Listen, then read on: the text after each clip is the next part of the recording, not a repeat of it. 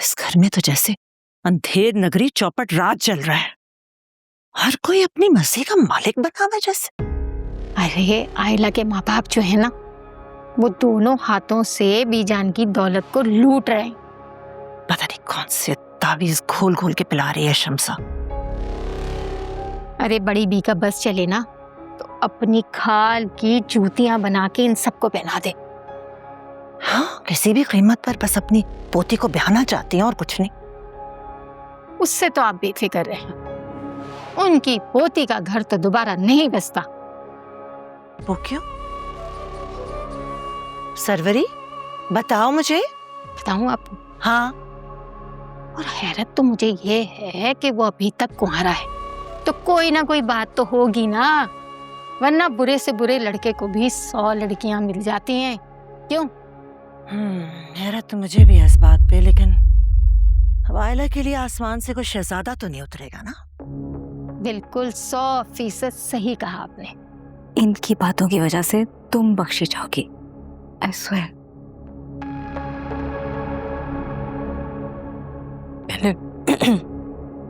मैंने सुना था तुम्हारा एक्सीडेंट हुआ है। लगता है तुम तक पूरी न्यूज़ नहीं पहुंची, ब्रेकिंग न्यूज़ नहीं पहुंची पुलिस स्टेशन वाली तुम्हारे पास। हमारे पास कोई बात का बतंगड़ बनाने के लिए नहीं है। तुम बताओ, कोई नुकसान तो नहीं पहुंचा? नुकसान सिर्फ जानी या माली नहीं होता, कुछ लोग भी आपको मेंटली बहुत डिस्टर्ब कर जाते हैं। तुम्हें किसने डिस्टर्ब कर दिया मेंटली? रिस्पेक्टेड मिस्टर एहतशामुद्दीन ने।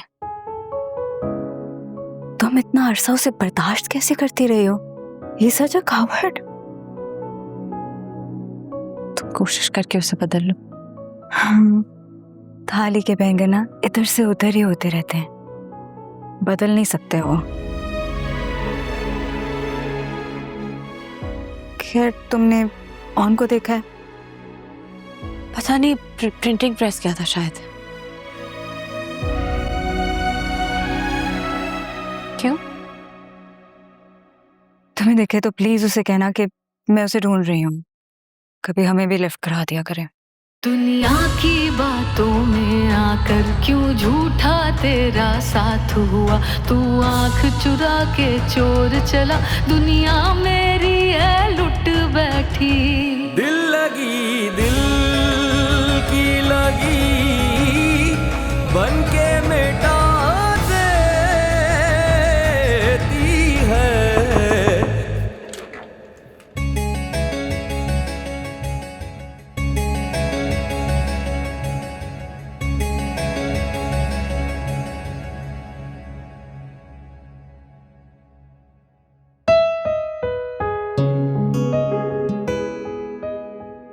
हाँ, देखो कैसा लगा कार्ड तुम्हें? ठीक है। पसंद नहीं आया तो कोई और डिजाइन बनवा लेते। मुझे ये बताओ कि तुम बीजान को क्यों तंग कर रहे हो? क्यों?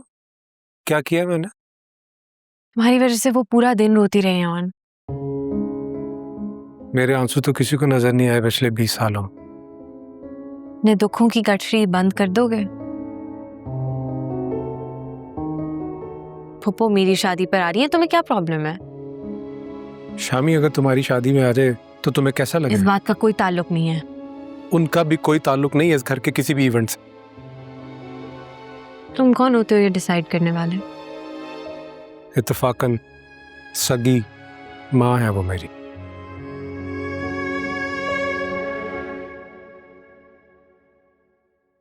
मैं बीजान से वादा कर चुकी हूँ कि फुप्पो आएंगी, इसलिए तुम उन्हें मना नहीं करोगे। मुझसे पूछे बगैर? हाँ, क्योंकि मुझे पता है तुम मेरी बात नहीं टालोगे। कुछ ज्यादा ही जानने लगी हो तुम मुझे। तो इसमें गलत क्या है? गलत कुछ नहीं है, तो किस बात कह के सब कुछ जानते हुए भी अनजान हो तुम। मगर तुम फिक्र ना करो, तुम्हारा वादा सलामत रहेगा। उम्र गुजरी है मगर दर्द ना जानो दिल का उनके अंदाज़े करम उन पे वो आना दिल का।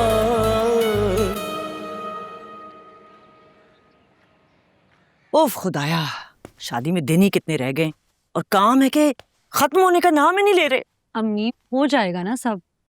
हाँ, अच्छा बताओ, सारी चीजें तो रख ली थी ना तुमने? हाँ जी, सब रख लिए हैं तकरीबन। हाँ। वो जो ऑल्टर होने थे कपड़े वो भी रखे हैं? जी सब रखा है। अबू को फोन करें, कहाँ रह गए अम्मी? नहीं, वो नहीं जा रहे हमारे साथ, ऑन लेके जाएगा, उनकी तो कोई फैक्ट्री में मीटिंग है। ओह लो, उन्हीं का फोन है। अम्मी इनसे पूछे ना कब आएंगे ऑन भाई। जी अस्सलाम वालेकुम।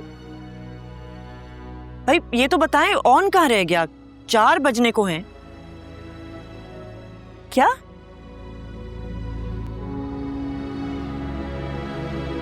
कब?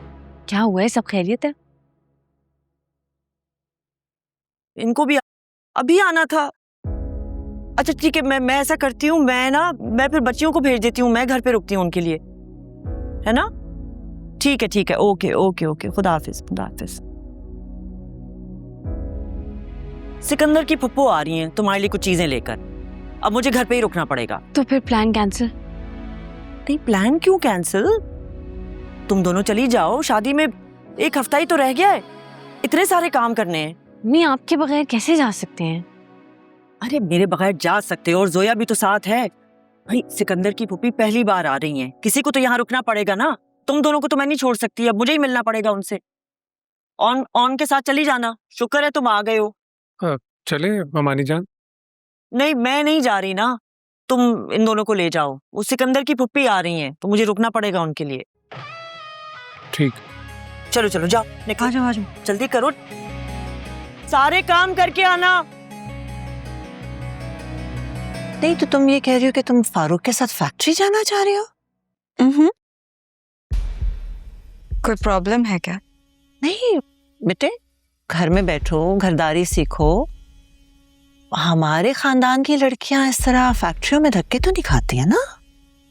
सॉरी, आप क्या मुझे कह रही हैं? आप तो एक खुद वर्किंग वुमन थी किसी जमाने में, आप आई कांट बिलीव मुझे ये कह रही हैं। असल में शामी को नहीं पसंद है ये सब बातें। तो ये बातें तो फारूक अंकल को भी नहीं पसंद थी, फिर भी आपने तो हमेशा वही किया जो आपका दिल चाहा। अब मेरे टाइम पे इस तरह पाबंदियां क्यों लगाई जा रही हैं? क्यों कर रही हो ये तुम?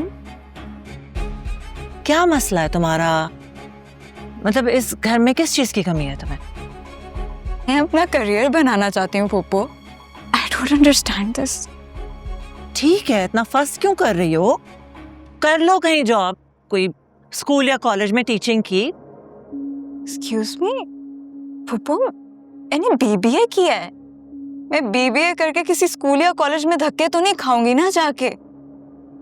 आप फारूक अंकल से बात करें प्लीज, मैं उनके साथ ऑफिस ही जाऊंगी।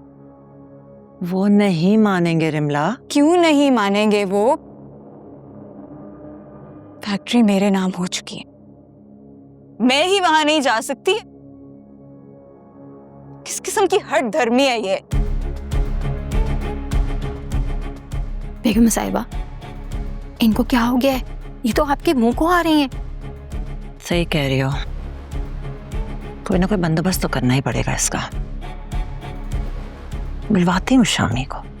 हाँ, शामी साहब को जल्दी बुलवा लें, पहली फुर्सत में ना इनके गले में पट्टा डालें, वरना ये आपका जीना हराम कर देंगी।